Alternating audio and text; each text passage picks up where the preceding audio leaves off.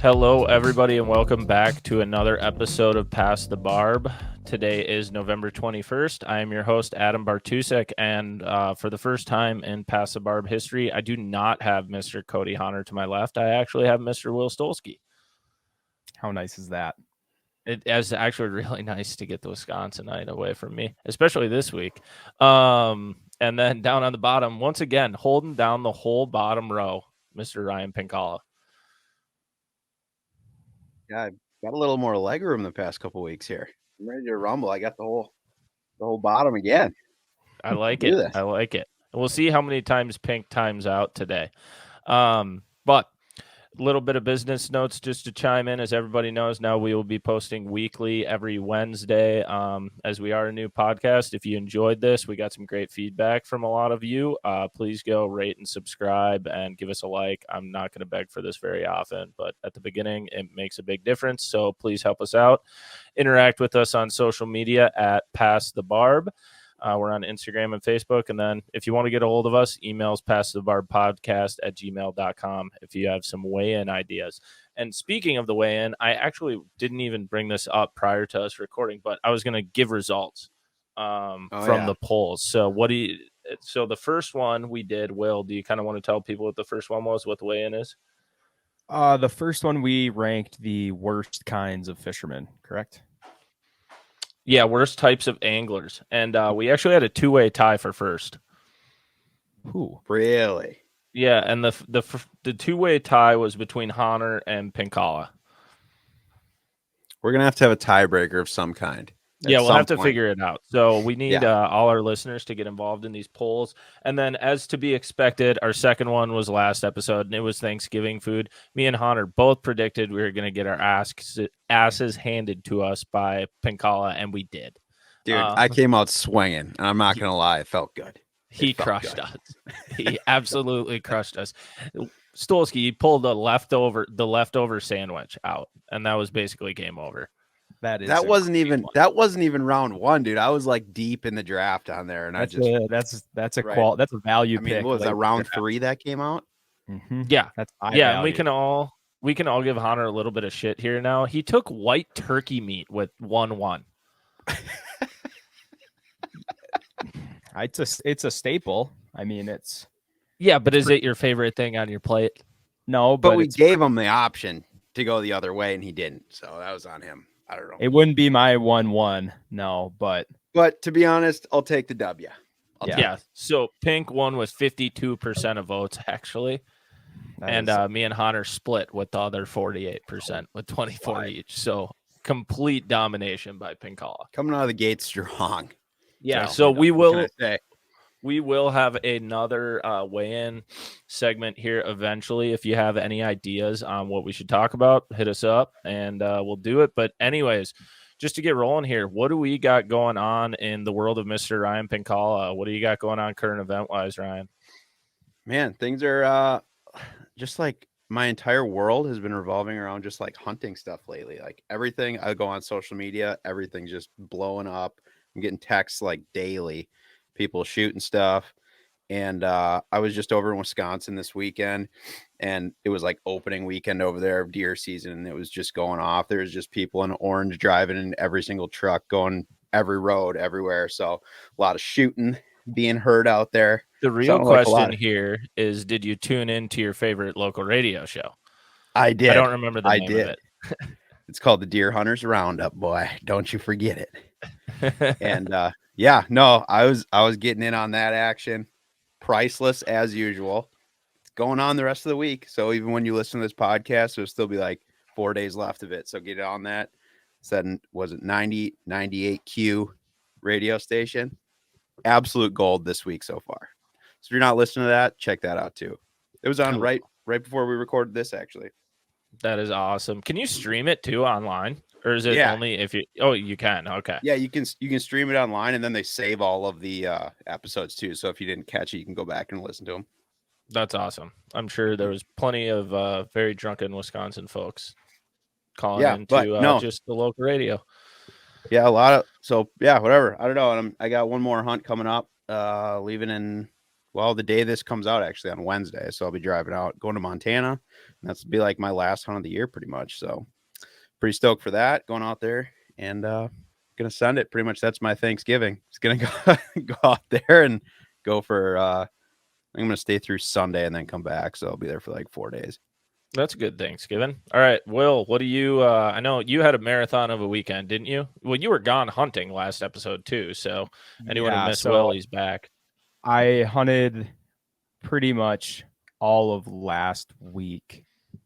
Yeah, I think we'll get into it a little bit later, but ended up finishing up on Thursday.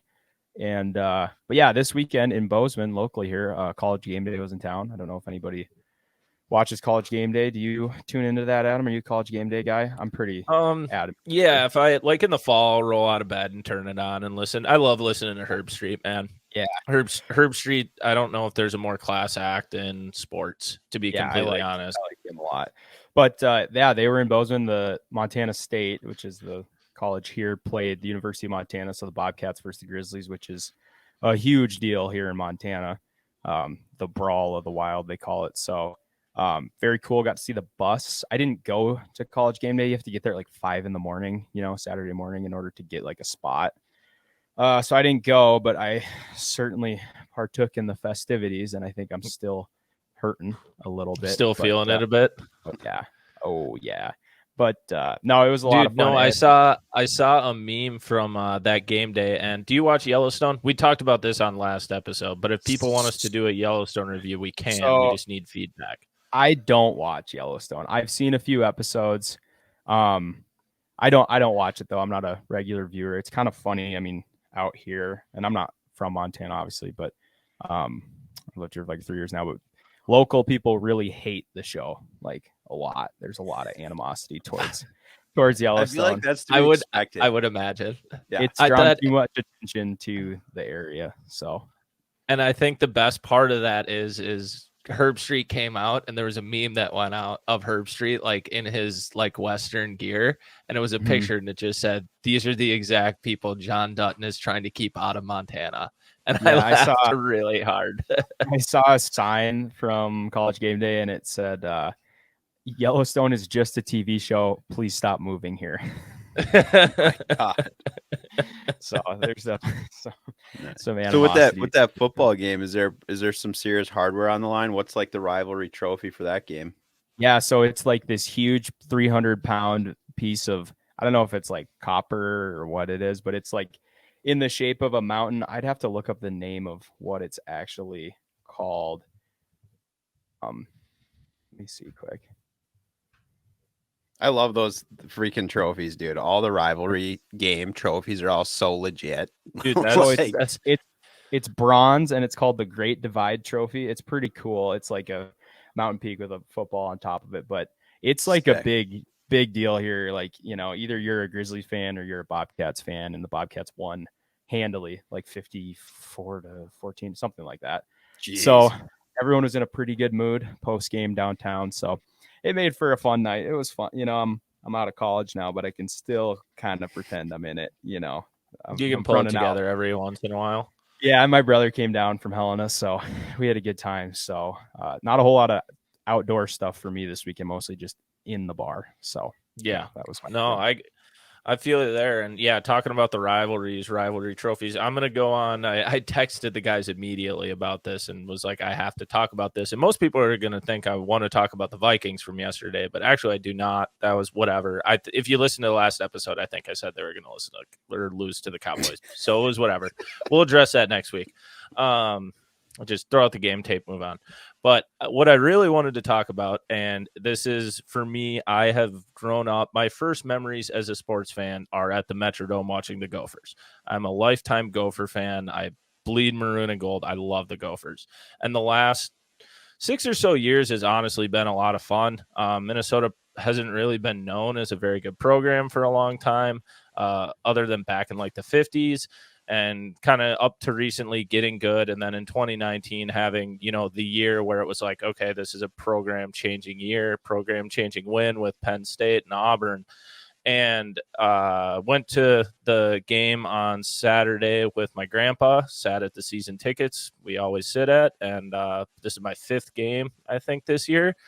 And I am very frustrated, I think is the best way to put it. And it sucks because we're stuck between a rock and a hard place right now. And that is, we were supposed to have this program changing win and this program changing year. And all that ended up happening was regression. And I don't know what has happened since 2019 with PJ Fleck and his teams, but suddenly going from being aggressive, throwing deep balls, like going down the field, like taking risks, he has become the most passive football coach like in NCAA football. This year, you have a talented team. The Big Ten West is wide open to go to a Big Ten championship and more than likely go to a Rose Bowl because Ohio State or Michigan is going to go to the college football playoff.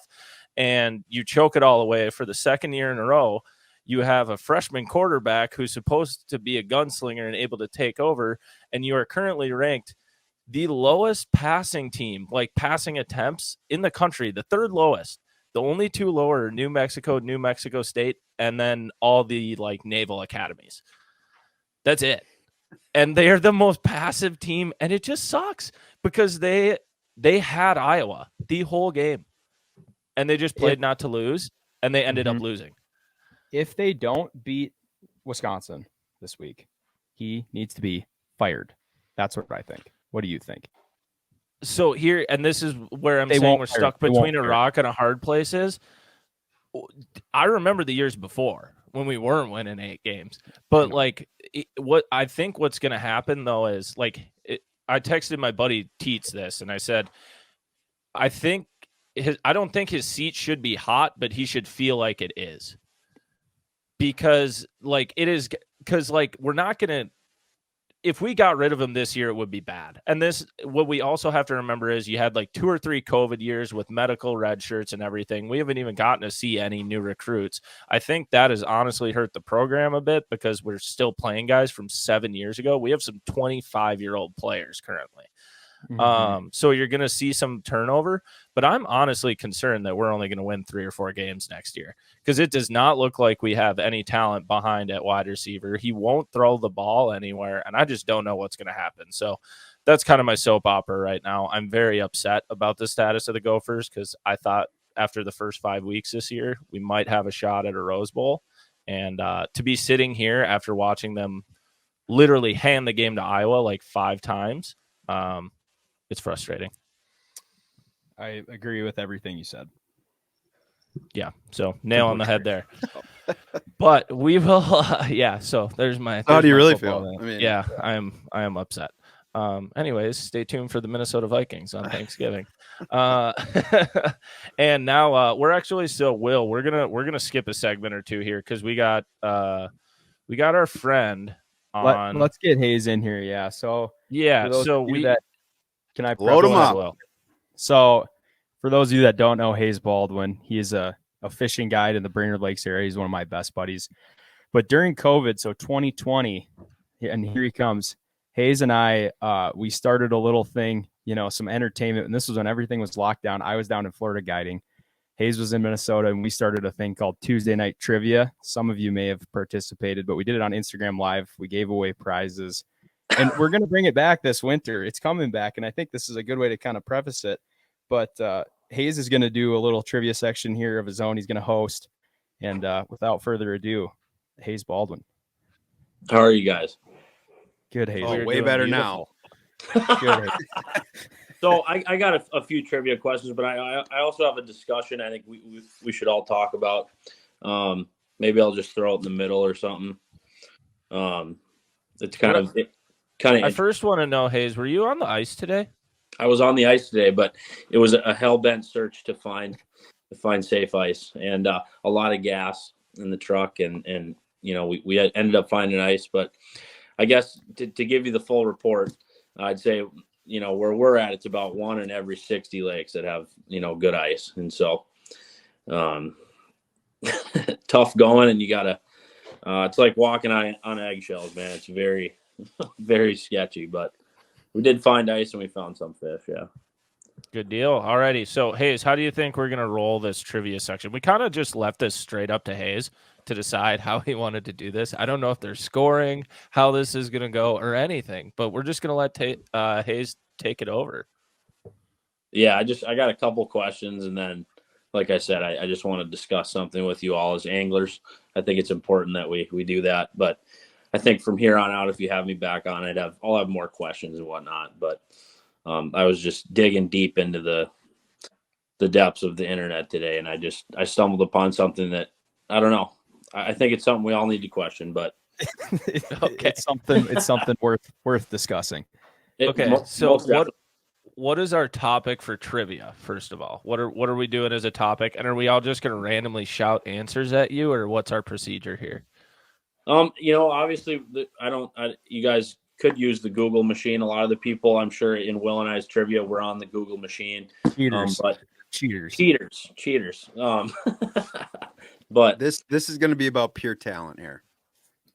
Yeah, I mean, you can just go off the top of your head. I'll kind of just, eventually, if you guys don't have an answer, I'll kind of finish the question, I guess, for you, and warm up, do a couple questions, and then maybe have a little discussion. Sure. All right. And I think, Hays, just keep track of who wins, and then we'll just keep a tally, and we'll have Hays on every couple episodes, and we'll sort of keep a running total of the trivia winners from each episode, and then we can do something at the end. I just know one thing. I'm glad Honor isn't here, because we don't need that low IQ Wisconsin SOB in here for this segment. Guys pinched a few too many positive and negative wires together. Really? Yeah. Hit too many black on red. Oh, well, I'm an idiot. Speaking of black on red, my vehicle was dead this morning, and I couldn't seem to jump it. I had to plug it in. It's time for a new battery. That's when winter's here. The vehicles won't start, and it makes me want to just go somewhere warm and just get out of this cold place. I feel that, man. But we'll jump right into it. These questions, mostly are related to fishing tonight, but obviously we can adjust that a little bit down the road. But as far as Will and I's trivia went, I think we were all over the board. Stuff that we covered every topic that there ever was. We would have to ask like 50 questions a night, dude, because it'd be the first one to get to 5. And sometimes it would take 45, 50 questions for somebody to get to 5 correct answers. So this will be a little easier. I think so, yeah. But we'll start with, and this was kind of interesting. Who do you guys believe is the world's single largest manufacturer of ice augers at this point? And this was kind of interesting. I was looking at it today, and I was like, I wasn't very surprised by it, but it's kind of interesting, the evolution of ice augers. Obviously now, if you guys pan fish, you probably have a drill, or, however you drill a hole in the ice. But as of 2022, who do you guys think is the largest manufacturer of ice auger? Currently still distributing. Is it Strike Master? Should we go around and Adam got it, but he just smoked it right off the go. All right. Yeah. Okay. Yeah. Fine. Fine. Too slow. Get on top of it, boys. Well, I was thinking the other thing we could do is each person could answer, because it's sort of hard to do the rapid fire answers in this sort of setting. Everybody gets to put their answer up, and then we'll get the real answer. Yeah, sort of like Jeopardy. Yeah, sure, we can do that. Yeah, it's definitely not how Jeopardy works, but that's fine. What is Strike Master? Yeah, what is Strike Master? Yeah, you're right. I need the clicker. Yeah, I was definitely first. Yeah. Okay, Adam. We could just make our own sound effects. All right. We give that to Adam. All right, Hazer. We're giving it to Adam, but okay, this is really kind of an interesting one. I don't expect any of you to get it correct. I definitely had no clue, but this, and I'll tell you what, I made several calls to DNR offices around the state of Minnesota. I really dug into this today. So you guys I didn't even know that it actually existed, but how many Minnesota lakes allow the netting? There's a season for netting whitefish and tulip in the state of Minnesota. I didn't even know that it was a thing until I dug in. No, actually gill netting. Oh, really? Not even seining? Gill netting. Oh. So this is a number?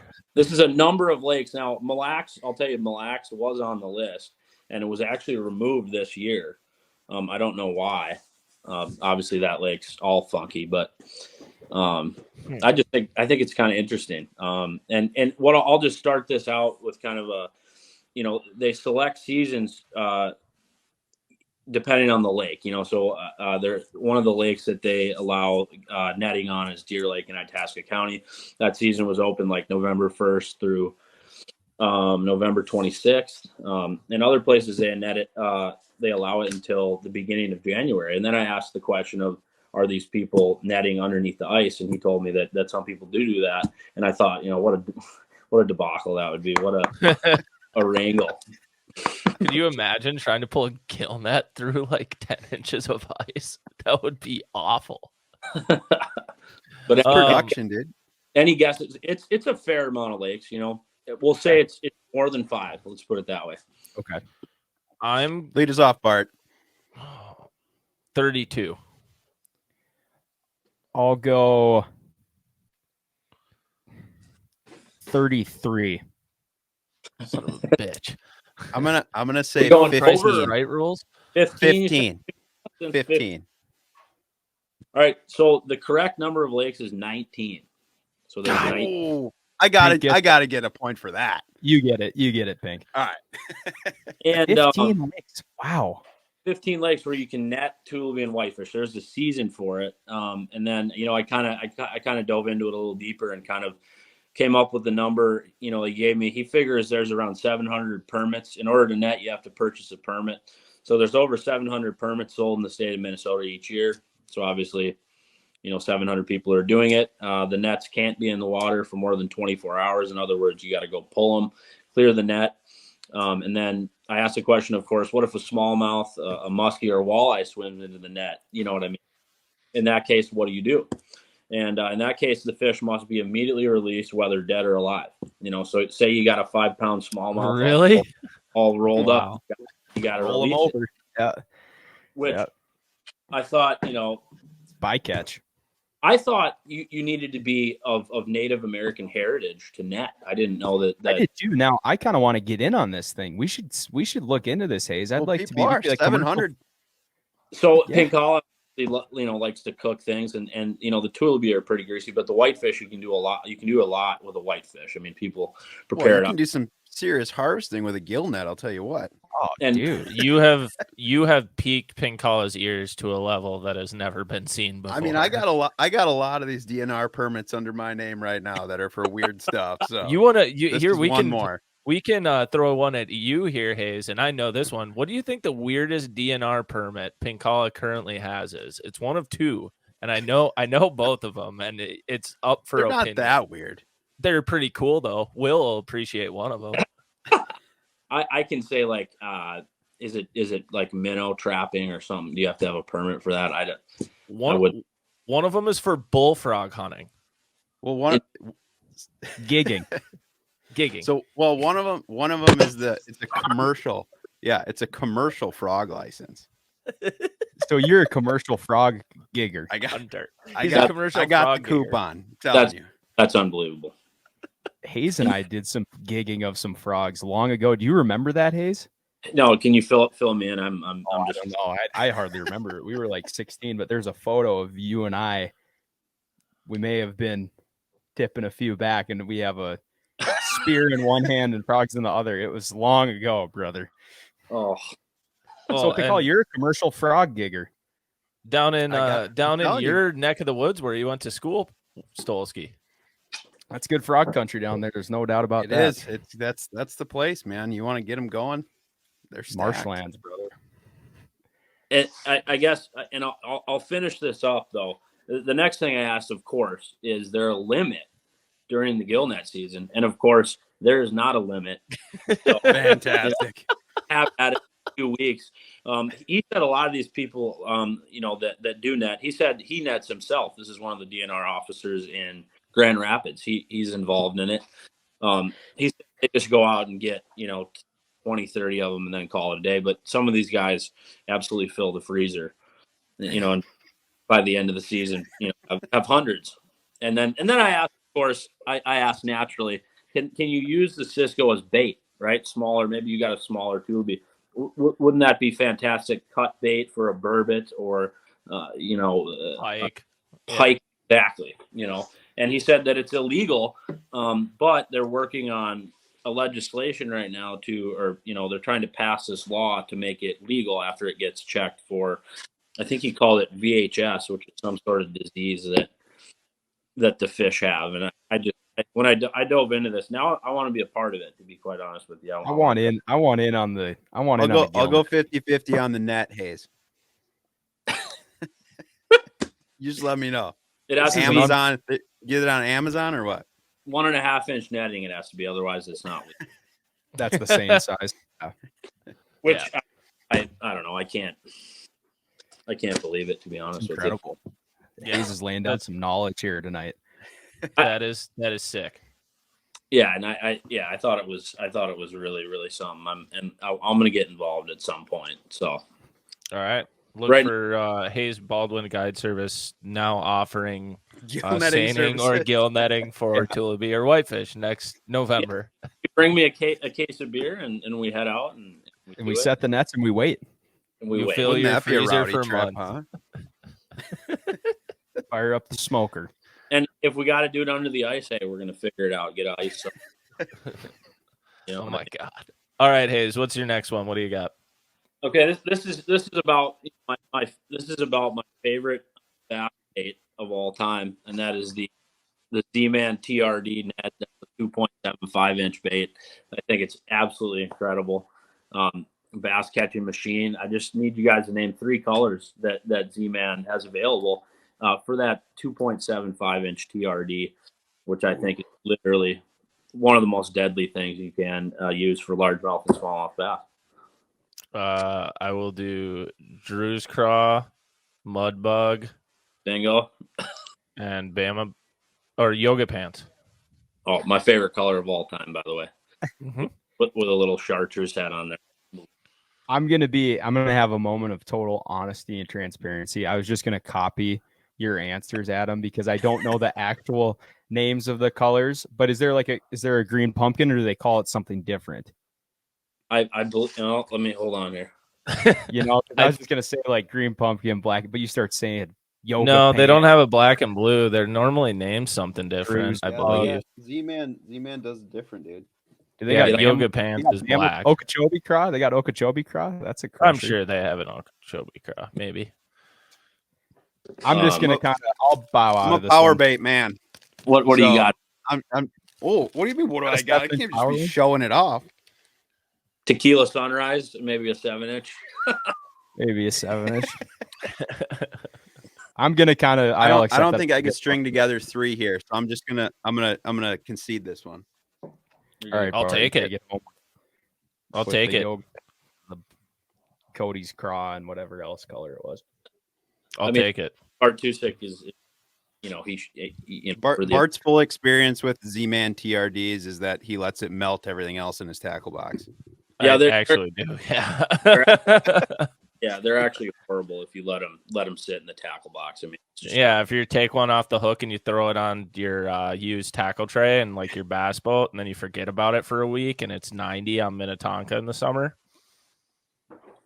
Okay, this is the next question actually regarding bass fishing too. Back in the day, they used to have a lot of Bassmaster tournaments on Lake Minnetonka, which is a lake that I grew up fishing, in the cities. Some of you guys probably as well. And the question would be, when was the last major BASS tournament on Lake Minnetonka? I was kind of interested. I think they should run it back, to be quite honest with you. I think it'd be fun to run it back. But I think they've been trying to, but the homeowners association won't let them. Mm-hmm. Yeah.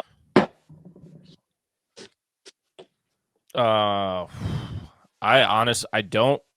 Was it 97? I'll go with 97. You say 90. Go ahead. I'm gonna go later. I'm gonna say 2001. Okay. I'll say I'll go 95. Okay, all right. We're gonna have a tie here. So it was 1999, so it's gonna be a split. No, 1997. I'm sorry, 19. No, that's what I said. Oh, you said, no. That's what. Did you say 97 or 99? I said 97. Well, I got 99. I swear I said 97. Did I say 99? I don't know.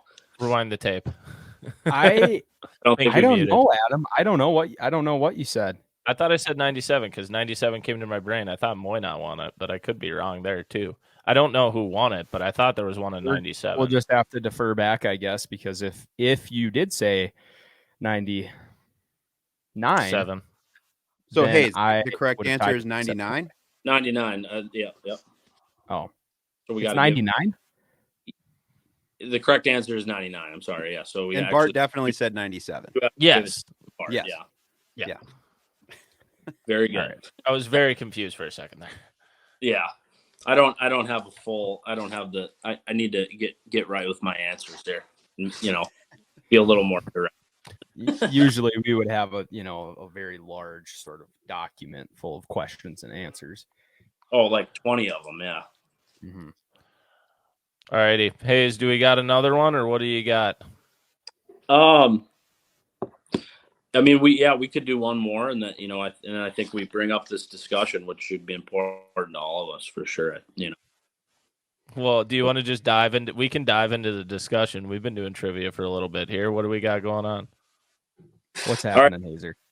So this is something that just eats away at me. I thought about it and I was like, dang, like how as fishermen, we gotta come to terms here, and so the discussion is about in particular the Minnesota state record crappie, but state record fish of all sizes, right? So I was kind of reading into it, and basically the state record crappie, for those of you that don't know, is 20 inches long, 5 pounds from the Vermilion River, Dakota County. There's little to no evidence to support that fish. In fact, nobody knew if it was a white crappie or a black crappie, taken at that time in 1940. And so, I kind of dove into it. I'm like, well, I mean, let me look at, for example, the Texas state record crappie, the black crappie, and that is only 4 pounds. We're talking about a place where the growing season is probably all year long, right? There's no ice there. The fish you would think would grow larger than fish here in the state of Minnesota. You know what I mean?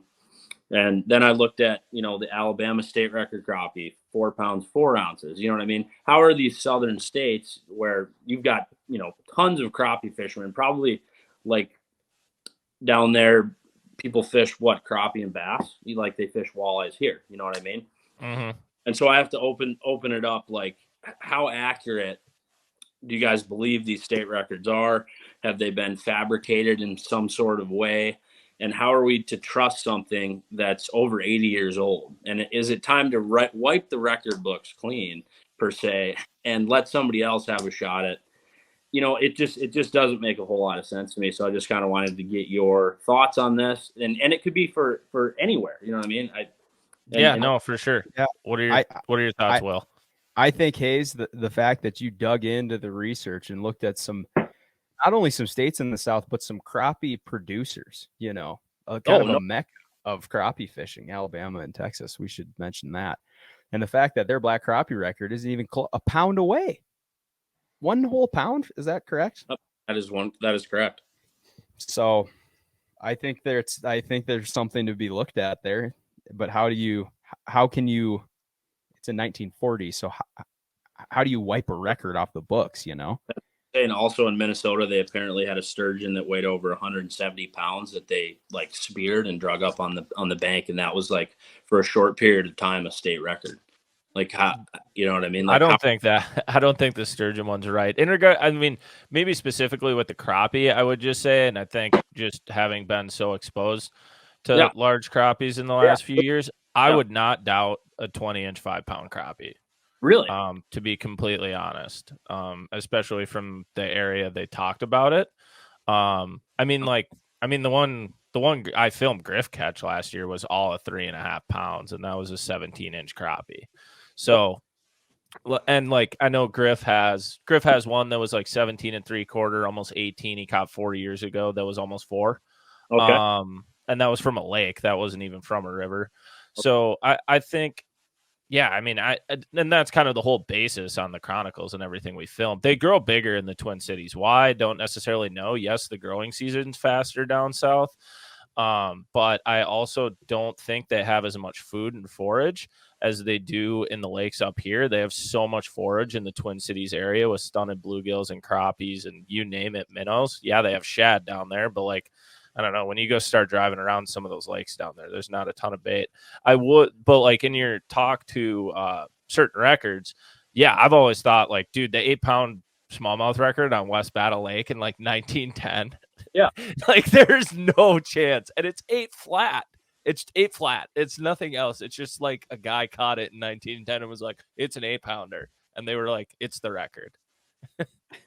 Yeah, but I think, if you start thinking about like some of the science behind this stuff, though, like if you go back and read, like I got all the old books about like all the record muskies back in the day, Wisconsin stuff, all the history of the lore, all that business. And, they're talking about how same thing, these southern states, why are they not producing these giants, even though they live there, right? Cave Run, they're not putting out 55-inch muskies, anything like that. But the thing is, the growing season is longer, but their lifespans are a lot shorter because the water stays warm for longer periods of time. So I think if you're talking especially crappies, they got to get old to put on that kind of weight. Like those ones you're talking about, Bart, like those fish are old. Those aren't just like couple-year-old fish that blew up because they're eating shad down in some reservoir. Like they're getting old. They're eating perch. They're eating freaking big shad and stuff in the river. And that winter time, I think, is what keeps them alive, really, because they're getting old, man. Like, a 20-incher down south, even if you had one that long, it's not going to be a 5-pounder. I guarantee it. Yeah. And I mean, Pink, like we saw in regards to a crappie, the other thing is that record, I'm about 99% sure was probably a hybrid. Basically every state record black crappie crappie they have listed is a hybrid. Like you can look at every picture of them. Like California's record that got put in last year, that was like a 4 or something, maybe close to 5. It was a hybrid, and they called it a black crappie. None of the DNRs recognize that a hybrid crappie exists. But like a lot of our big ones, you see us catch are hybrids, and we saw like on the lake, the last lake we filmed on last year, there was a 18 1/4 and a 19 1/4 caught the night after we left it. And that 19 1/4 was probably 4.5 pounds. So yeah, I think they're definitely around. Yeah, and these old records, man, it's not like there was a lot, like fisheries science was so new. Like they're just figuring it out. They're like, damn, that's a big crappie. Weigh it. We'll call it a crappie. Like, there wasn't like all this parsing out like hybrids and subspecies of this and that. But I mean, there's also probably a lot of those records that were fish that were full of sand. So it's like, where do you draw the line? Yeah. I definitely get what you're saying, though. Like some of those records, some of those records I would not hate to be like, oh yeah, we need something else. But it's also like, how do you do it? I think fish are getting bigger though, so I think they'll get beat eventually. I don't know if that sturgeon one's wild, but yeah, like the smallmouth record is going to get beat in the next few years. Yeah, and and the last thing I want to fade into, and this applies to fish of all sorts. And, we just saw last year in Minnesota the muskie get caught, blacks, with the improving technology, the live scope, all the mapping side of it, you know what I mean? As it comes into, people get to learn how to use it. Are we going to see bigger fish than we've ever seen, before? I mean, I would say, of course, but how long, before we start seeing these records get shattered, I guess, would be the question. Yeah, I think you're going to start seeing more of those like trophy caliber fish catches, obviously, just because people are going to run into them more frequently. Right.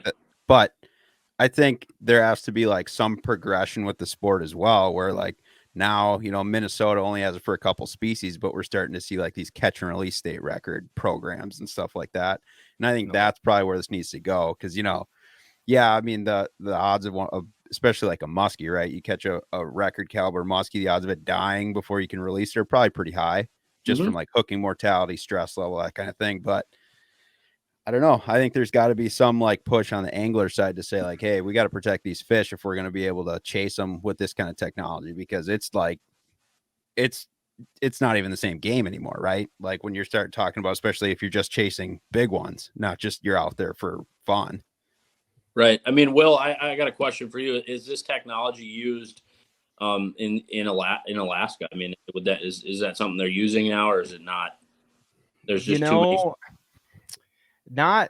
It hasn't really caught on yet. I mean, there was a guy when I was guiding on the Nushagak, not this summer, but last summer, that had live scope on his boat, and he brought it up and he knew how to use it and that sort of thing. The only problem there is when you're fishing salmon, they're moving so quickly. Generally speaking, they're not really holding, especially where we are on the lower river, that by the time you live scope that fish, it's probably past you and farther, it's upstream above you. So of course, there are places where the fish will hold, where I think it could work pretty well, but a lot of times you can see them, especially silver salmon. They're sitting in 2 to 4 feet of water, and that water is pretty clear. Now on the Kenai, where the water is much more glacial and there's not a lot of clarity there, and it's turbid, it's fast.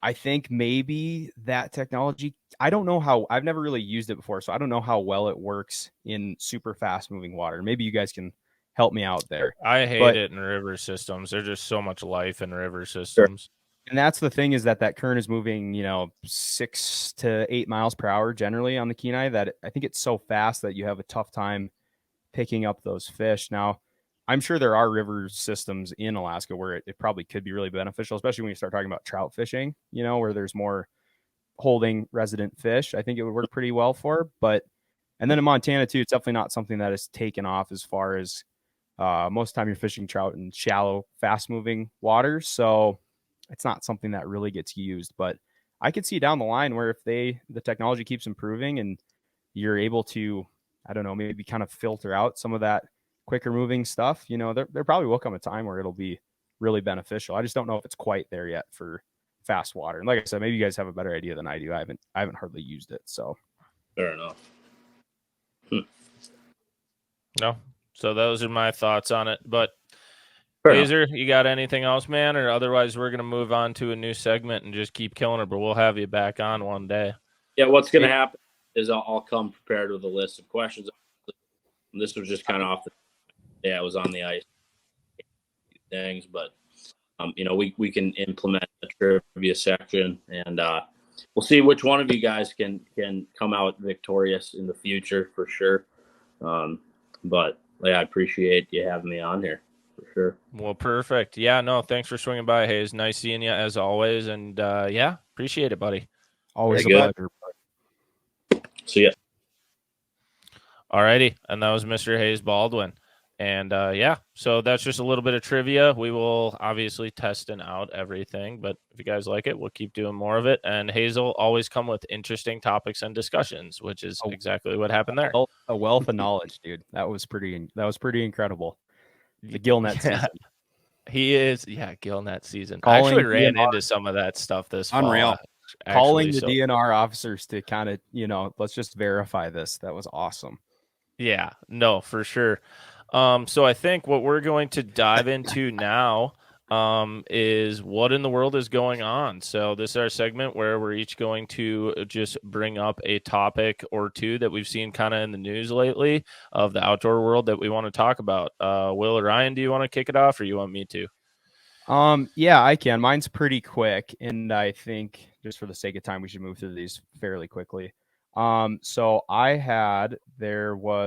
me have the article here. This happened in Wisconsin on, I think, opening weekend deer hunting. There was a 15-year-old who shot a really nice buck and had it on his property, gutted out and whatnot. And they left to go to his grandparents' house to let him know about it. And it was stolen off their property in like the 30 minutes that they were gone.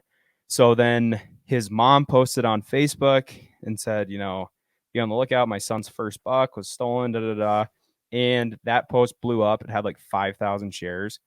And then the buck was actually returned to the kid by the guy that stole it. I don't know if it was anonymous or what, but it was just the head that got returned. So he got the rack back, but he didn't get the rest of the deer. But I do think that is maybe a positive side of social media. I think a lot of times we just see the negativity of social media. I think that's kind of a feel good story from the Wisconsin deer opener. So I thought that was pretty cool. Yeah, I saw that post go viral, and I saw like a few hours later it got returned, basically. So it's always nice when you see social media actually work favors. That's still messed up, though. Yes, don't do that. Yeah, definitely people suck. All right, Pink, what do you got? And Pink is muted, so I will move on to mine quick. And once he gets back, we'll chat with his. But mine's pretty simple, and we'll keep it quick as well. As we all know, ice fishing season is basically here, approaching, depending where you are, like Hays was talking about earlier, kind of sketchy ice everywhere. But I was talking to some people that were at the Blaine Hardwater show over the weekend. It sounds like attendance was through the roof. Compared to the last few years. And I know the Shields, whatever the Shields event's called again, I can't remember. They have a couple different locations doing it normally, but I heard attendance there was through the roof too. And I just remember, having COVID and everything, we had a lot of shows and everything canceled. People got used to buying stuff online. And just speaking for myself, last year, the St. Paul show seemed like really low attendance compared to usual. It's kind of nice to hear that shows are coming back. Nice to see friends and just see people pumped about the outdoors and everything, seeing show season coming back around. Yeah, people are getting excited about these big events again, so I think that's cool. Yeah, because it was just kind of a bummer last year where you like show up to St. Paul and you're like, yeah, I get to see all my friends and talk ice fishing and stuff with people, and then you're kind of just kicking tires for a while. So I was happy to hear that. Yeah, it sounded like Blaine was literally packed the whole weekend, and I heard Shields was too. So that's cool. Awesome. Excited for St. Paul this year. We will be there, so hopefully it's just as busy. Sweet. All right, Pink, you're back. What do you got, buddy? Yeah, that was actually perfect because I was just going to jump into this ice fishing thing just real quick. But this wasn't like a news article necessarily. But, like all of these people right now, as soon as we get this first little bit of ice, there's, like Hays was saying, there's just a few lakes even up by him way up north that even have ice at all. But this whole like race to first ice thing is just getting insane with people trying to get on. And like some of the pictures people are posting about some of the places they're getting out on, maybe 1.5 to 2 inches, just enough to chuck a rock through and start jigging a little bit, just so they can get a couple like pics for the gram. And then on the flip side, you got all these people that are posting, like, I don't know if you guys are blowing up with these too. You probably are. You have a lot of the same kind of community, but the first couple weeks of the season, everybody becomes like this ice expert about safety and everything, even though they're probably people that don't even really get out there. And they start posting all these graphics about like, here's how many inches it is to like walk on, and here's how many inches to take a 4-wheeler and all this stuff. But I feel like it's almost jumping the gun, because then you're going to start seeing all these news stories where people are trying to get out way too soon and people don't know what they're doing. I mean, it's crazy. There's like so many people that just are so excited to get out, but they end up getting in trouble because they're trying to go out on ice that's not safe, and they don't even know how to check it properly, Yeah, especially like this year. It's going to be a weird freeze in northern Minnesota this year because of a lot of wind. It did get cold, but there was a lot of snow. So there's some really weird ice. I'm sure it's really patchy and sketchy. That's kind of what I heard it was. We were talking about going fishing over the weekend, and it just like stuff blew open. It was bad. So yeah, just be careful. It's not worth it being the first one out there. I mean, speaking as someone like Will and I back in the day filming TYO stuff, and I know we've done it even with the Chronicles, Pink, like we'll be out there before anyone else, but like there's 4 of us with a spud bar, float suits, and a throw rope. Like, well, yeah, you got to be smart about it. There is a plan. I am not by myself going fishing trying to be the first out there for the gram. Yeah. But if your picture is showing you're out there in your rubber boots and your jeans and you're just jigging through a hole you just chopped in the ice, like, not safe, dude. Yeah. Like, it's certainly not worth it, No, it is absolutely not worth it. But so that is what in the world is going on. We will come back with some more topics next week, but we're gonna debut a new segment here. Kind of just gonna keep spicing up these shows and just keep things new and fresh. And we got a new one here. We're gonna see how this one rolls. We got Will's Wiki Find of the week. So Will, why don't you educate us on the world of Wikipedia and how credible this actually is. So this is something I'm pretty excited about because I'm a big Wikipedia guy, sort of a Wikipedia. What do you call it when you fall down the rabbit hole? You know, where you're on you Wikipedia just go down wormholes and you just keep going, you just keep going, you just keep going. So I don't spend a ton of time on Wikipedia, but enough to find some kind of interesting stuff. So the topic this week is, and maybe you guys have heard of this. I don't know if you have. It's called North Centinel Island. Have you heard of this?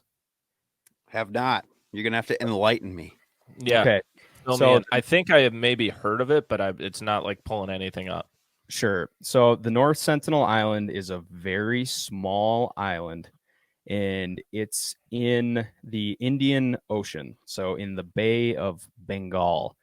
And basically this island is surrounded by this huge coral reef. So it's pretty much inaccessible to like larger vessels, right? You can't really land a big boat on there and have never been able to in the history of time. So, you know, in the late 1700s, 1800s, when they were sort of exploring all this stuff, like the East India Trading Company, they were like going to all these islands that had these indigenous people on it.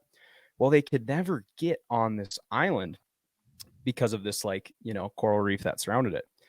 But basically what kind of happened is a few times like a ship would wreck on it, and they basically found out that there were people that were living on it, and there's still people on it. But the thing is, basically, like, there's been some brief interactions in the 1800s and 1900s, and in 1997 India actually made it illegal to go within 5 nautical miles of the island. So basically this group of people that live on this island, the Sentinelese, they're like one of the last untouched civilizations in the entire world, because they really have had no modern day human contact. So this group of people, they think that there's anywhere from like 50 to 400 people living on this island. They really don't know for sure. It's super heavily like wooded besides like the shoreline. So anyways, in 1997, he made it illegal. And then in 2004, after the Indian Ocean earthquake, the India government flew a helicopter over the island to see, like, basically to see if like the islanders were like still alive and stuff. Well, they were alive, and they came out and they started shooting arrows and throwing spears and stones at the helicopter. And there's photos of these people, and they are like, it's like an ancient civilization. Like I looked it up right now just so I can see what you're talking about. And it is, it's like a time capsule, like island, right? Literally, like because of this coral reef that surrounds them, they have not been messed with by modern humans. So that happened in 2004. And then could you imagine if you have never seen anything technological or whatever, and all of a sudden there's a fucking helicopter flying over here? And they're very wary of outsiders. Like, this isn't the first time that they've like tried to go after people coming in. So in 2006, there was a couple of fishermen, and their boat like washed up on shore. Something happened, and they were illegally fishing because they're not supposed to be within 5 miles of the island.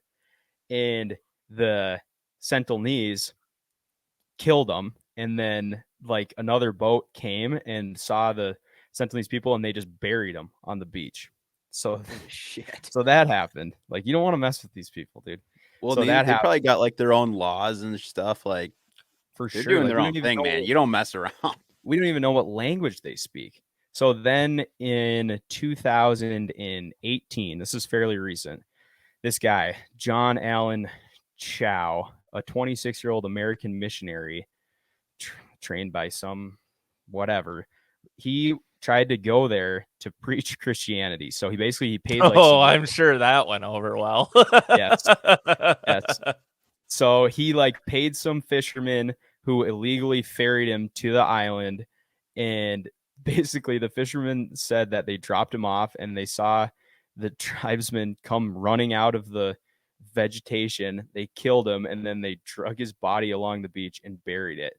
And then the Indian authorities tried to go there to recover the body, but I guess like when they showed up, like it was just an onslaught of arrows and spears, and so they ended up having to leave him. And that's been the last known human contact with the folks on North Centinel Island. So it really is, I think, one of the last like untouched groups of people probably in the entire world that we know about. So I just think it's fascinating, you know? Yeah. It seems like maybe we should just leave them alone, man.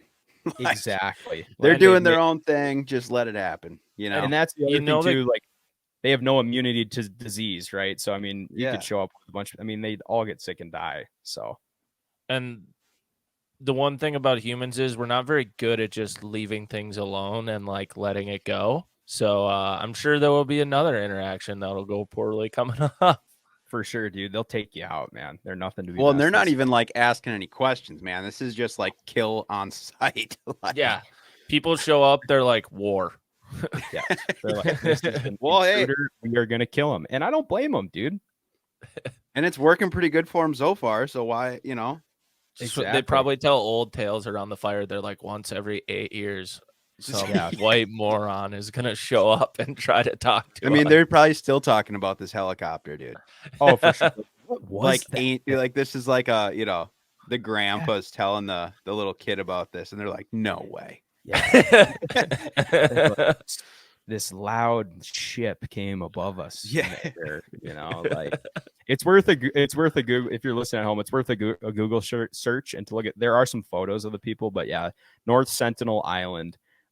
It's worth checking out. So that is my Wikipedia find of the week. That was a good find. That's a good find. That's a good one. We will keep that segment up, and we will we'll keep checking in on it. So now we will dive into kind of another segment and something that we're going to try. We are all storytellers, and we get very carried away at times, but we're going to try to keep it just kind of tidied up. And we're going to talk to Will about his Montana hunt and how everything went. We all of a sudden got pictures that he killed. So Will, take it away. Yeah, I'll try to spoil it. Yeah. I'll try to keep it fairly concise because honestly, like it's not like a crazy story by any means. I basically got in and I am a Montana resident, so I do have the fortune of I can hunt most of the season. So this was my third trip mule deer hunting, but this was going to be my big long trip. And so I got in and brought my wall tent. I've got a 12 by 14 canvas wall tent, and my brother and I went into this spot and we actually stopped at like a sawmill, and Joe had his truck empty. So we filled the bed up with like good split wood for firewood, and it's gonna be cold, but we'll be fine. And so the first couple days go by and we really don't see a ton of deer, and it's super cold. And like day 3, we've burned like 3/4 of the wood.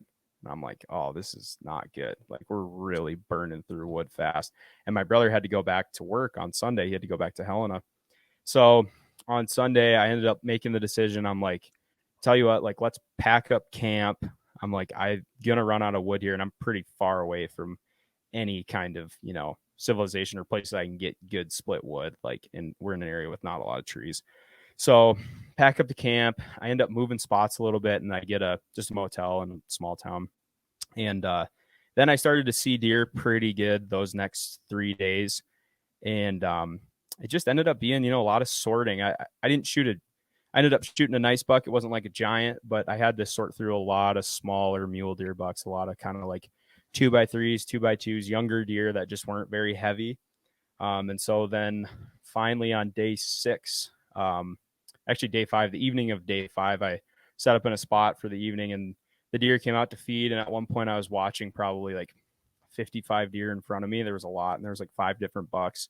But there was one that was pretty good. The other 4 were kind of on the smaller side. And so I knew, I was like, okay, next morning, going to go back to the spot.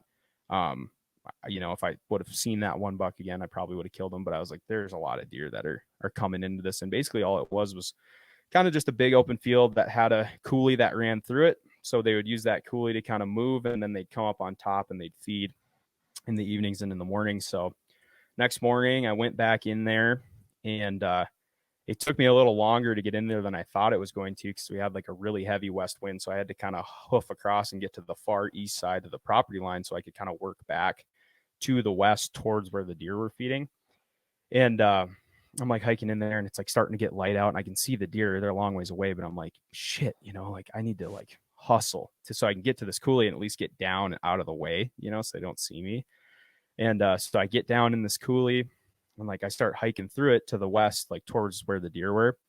And I'm like walking through it and there's deer sign like all over the place in this thing. And I walk like maybe like 50 yards and the coulee kind of splits. And I look to my left and there's a buck standing like right there, like 25 yards away from me. And I'm like, and it's early, it's like early because sunrise is like 7:22 and I'm in there at about 7. So it's legal shooting light. But like I'm looking at the deer and he's just froze. He's with the doe, but he's just looking at me. And I'm like, gosh, I can't, because he's straight on, so I like can't really tell how I can see it's like a decent buck. But then he turns his head to start going up the coulee away from me. And I'm like, oh, that's a nice buck, So I shoot him.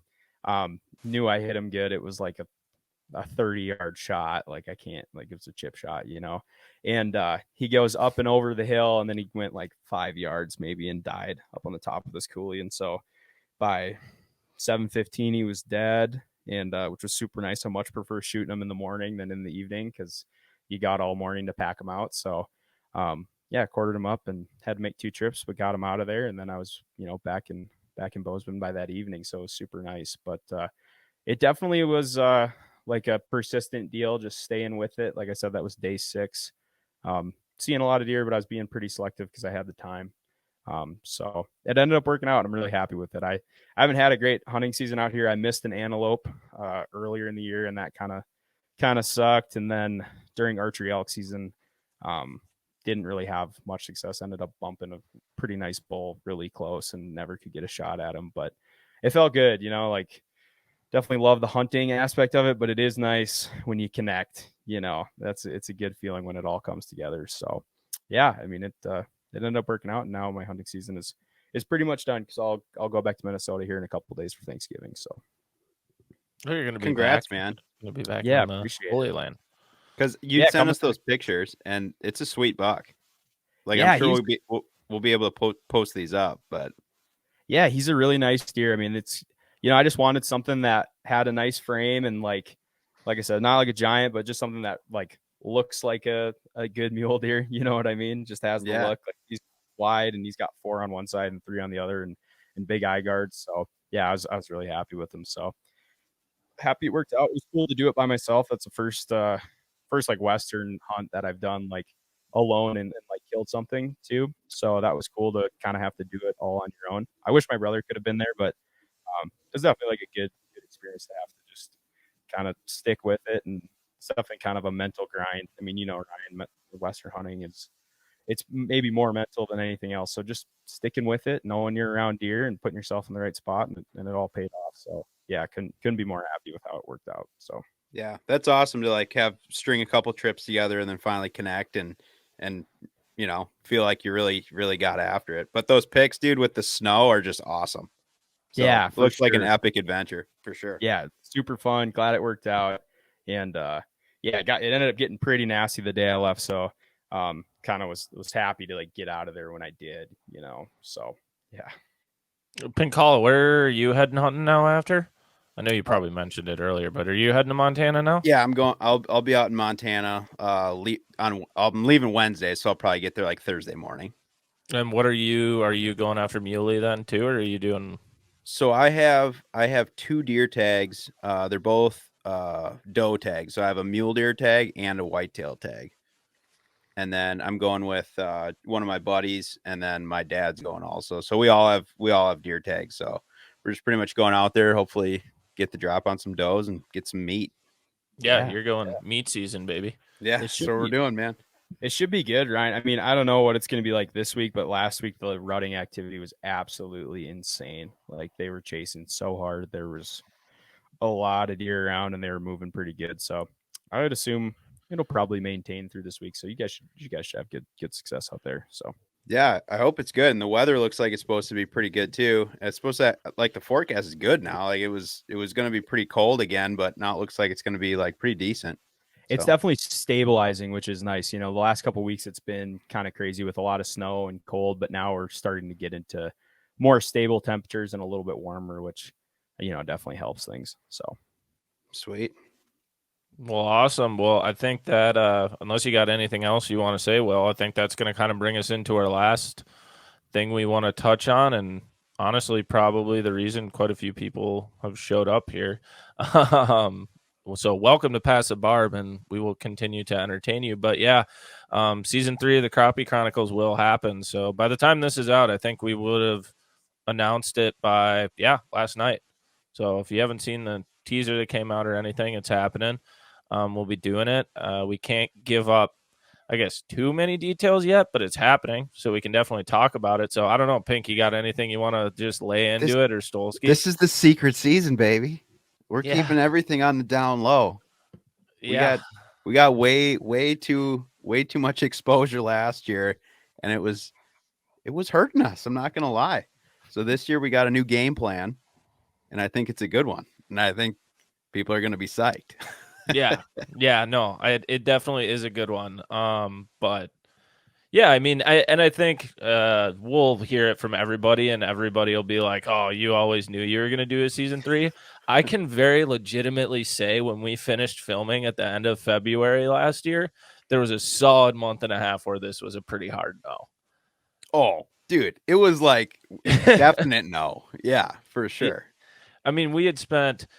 Like Will, to put this into perspective, I remember the year you and I filmed a lot of Team Yukon Outdoors stuff. Like I had spent a lot of time on the ice. Well, last year, I bet we put 40 or 50 days into filming. Then halfway through, Pinkalla gets like 10 grand of stuff stolen out of his truck.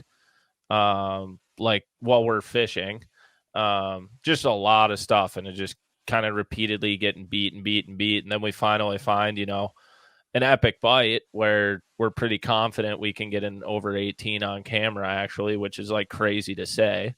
And then, we're putting out the videos, and some people figured it out and pushed them all out. So like, I mean, we ended up hammering them. So like we ended that bite before anyone got there, but it changes it, and it just gets frustrating. By the end of it, you're very worn out. Well, you can't make anything count, right? Like if you get on something, like we're putting the videos out no matter what. So as soon as it hits, it's I don't know how these they're like forensically figuring this stuff out. Like how the hell do you dude, that pine tree? Yep. I know where that's at. Yeah. You know what I mean? It's crazy. Some of it's crazy, especially the one areas we have been safer backwaters. Yeah. For the most part, we've been good there. Unless we have a mole in the squad, maybe. Yeah, you guys might need to look Matt Waldron. It's Matt. Someone's leaking intel, dude. Yeah. Tighten it up. No, but yeah. So we got season 3 coming. I know we're all really hyped on it. And yeah, I mean, it's just been weird this year because it's just kind of been such a slow migration into the ice season compared, like the last few years have just been, well, like last year was so hectic.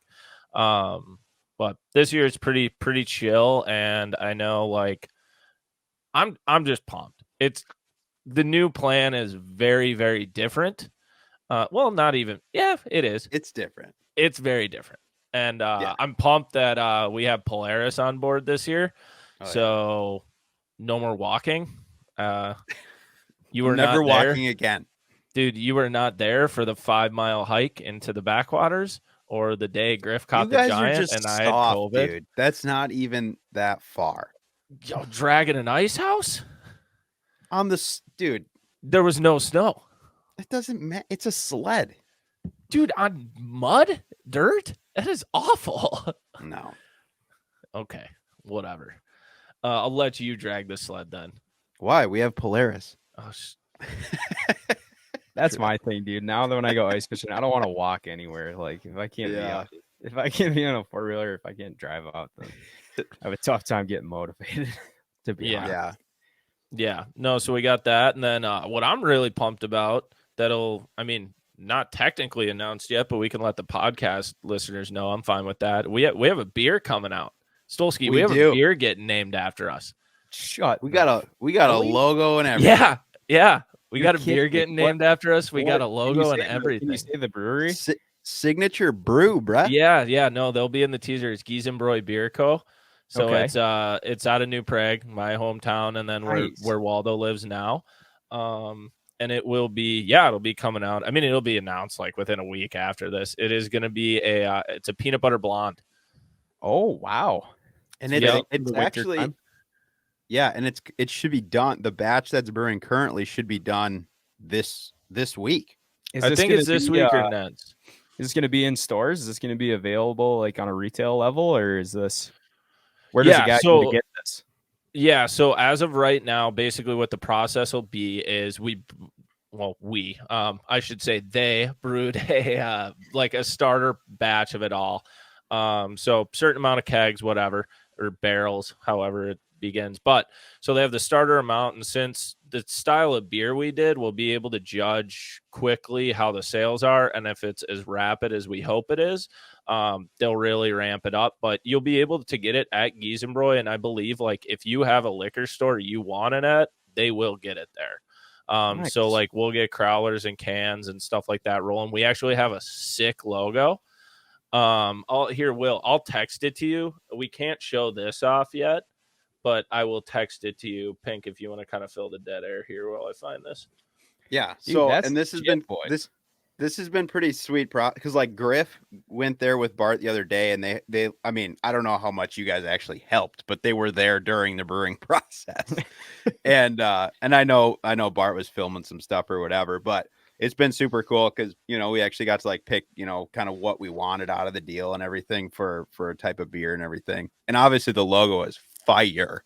Like, I don't know if we can post it on here, but people will see it. I'm looking at it right now. That's awesome. People will see it. Yeah. And then, can we say what the name is? Yeah, we can say the name. So the name is Pink, I'll let you say it. I say enough. So the name of the beer is called Break Your PB, and it's obviously a peanut butter beer, which is why it sort of makes sense. But when you see the logo, it'll make way more sense. Yes. There's a crappie involved. I'll say I'm looking at it right now. Very cool logo. When this hits the market, I think it'll do well, and it's a perfect sort of beer for the wintertime. So I think it'll have good sales. I hope it does. Yeah, we want an easy drinker for sure. Yeah, we wanted to do like, you think of a lot of winter beers and just that sort of stuff. It tends to be darker and thicker and stuff. And I know a lot of people don't like that. I love dark German beer, but I know a lot of people don't. So we kind of went for is like everybody likes blondes, those type. Well, definitely. The women and the beers. Yeah. But so everyone likes those lighter beers. Huh? Nothing. Keep going.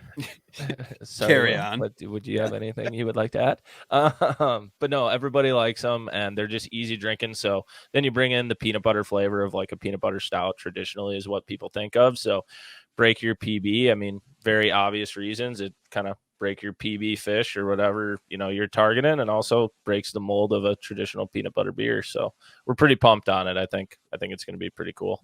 Yeah, so we're going to be hyping it up a bunch, like over the next probably like month for sure. So yeah, and like if people want it at their resort, like say you have a resort or a restaurant up at Leech and you want kegs of it or whatever in the winter, get a hold of me.